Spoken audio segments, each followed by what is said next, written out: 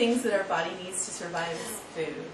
And so what I'm going to talk about today is how kind of our perceptions and thoughts about food and cooking have changed over time. So one of the major milestones in food history was kind of the industrializing of food. And so this happened mainly at the time of World War II. And the government was needing food for the soldiers. And so they contacted industry, and industry started making prepackaged rations to send to the soldiers overseas. So then, once that industry was up and going, it was pretty profitable. But once the war ended, they needed to adapt, and they needed to find a way to sell some of those prepackaged items to the public. And so they had ads and marketing campaigns that were focusing on kind of the time-saving benefits of prepackaged foods, and it kind of became a theme of, you know, cooking is work, and you want to get you out of the kitchen and save time. And so kind of along with those themes, in the 1950s, things kind of evolved a little bit further, and you have the first fast food restaurants, first fast food restaurants, and you have the time-saving invention of the TV dinner. So, along with our kind of continuing with our time theme, as we fast forward today, you see that kind of marketing campaign kind of became the reality that we live in today. That, you know, it's not uncommon that, you know, both parents work, that kids are going this way and that way, and people just feel like they don't have enough time. And so that's one of the main reasons or excuses, I guess, of people today of not wanting to eat and cook at home. So that being said, if we look at the statistics, the average American eats out 4 to 5 times a week, and eating out that often does have an effect on us. So it affects our health. If you look at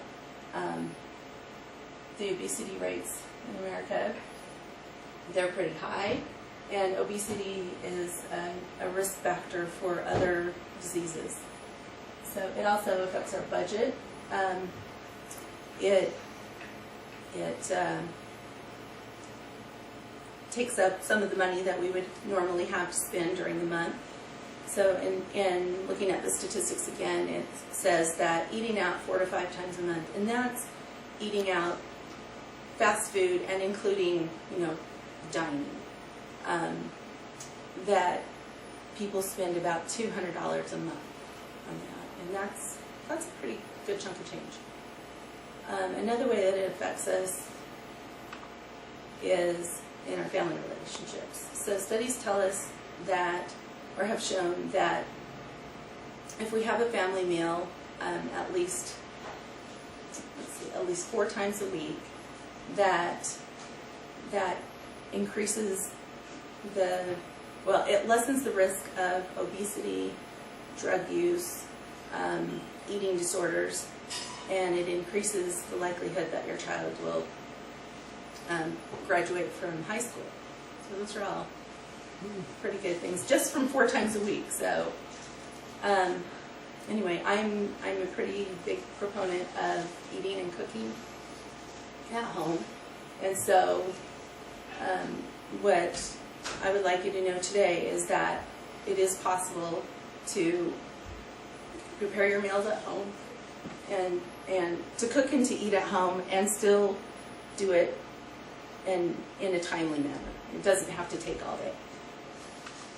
So one of the ways that we do is that we involve our whole family. So everyone gets involved in kind of the food prep, and that makes it more of a family activity versus a chore for just one person. It also is good. We increase our own skills at cooking, and we can teach our kids a life skill. Another way that keeps us from eating out all the time is just keeping some standard ingredients at your house, that things that you can throw together and make a quick meal.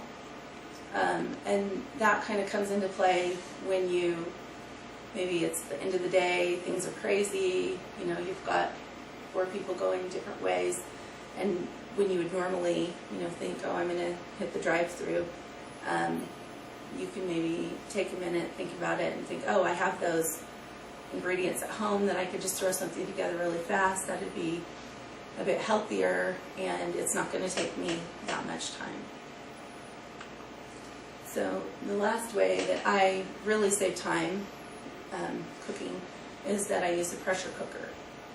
And a pressure cooker is a great tool, and it allows you to cook things on a weeknight that you wouldn't normally cook. Like I can cook a whole chicken, or I can cook a roast, I can cook dried beans, I can cook brown rice, lentils, things like that are healthy, but normally take a longer amount of time. Now, usually when I tell people I cook with the pressure cooker, they kind of get this funny look, and they say they're freaked out to use the pressure cooker. They've heard some random story, or their aunt told them that their grandma's pressure cooker blew up in the kitchen, and they wouldn't dare to use it, or they wouldn't dare to let their kids be in the kitchen.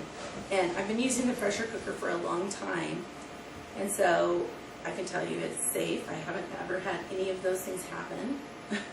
And it's just a super, super good tool. And as well, it's economical. You can pick up a 6-quart pressure cooker, which is what you normally use, what I normally use to cook, and it'll cook a roast and a whole chicken, those kind of things. I think, the range is from like 25 to 100, depending on how fancy you want to be. So in the scheme of things, that's a pretty inexpensive tool that you can use to cook a lot of different things.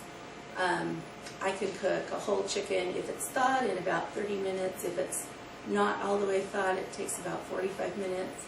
If I want to do chicken soup, I can pull that out, take the meat off the bones, put it back in, make some homemade noodles, and I have homemade chicken soup in about 45 minutes.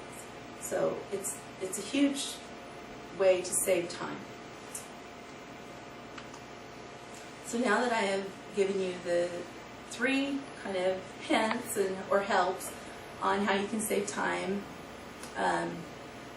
cooking and eating at home, my hope would be that you pick one of those ways and try it, and that you will find out that you can cook quicker, and you will be healthier, you can save money, and you will improve your family relationships.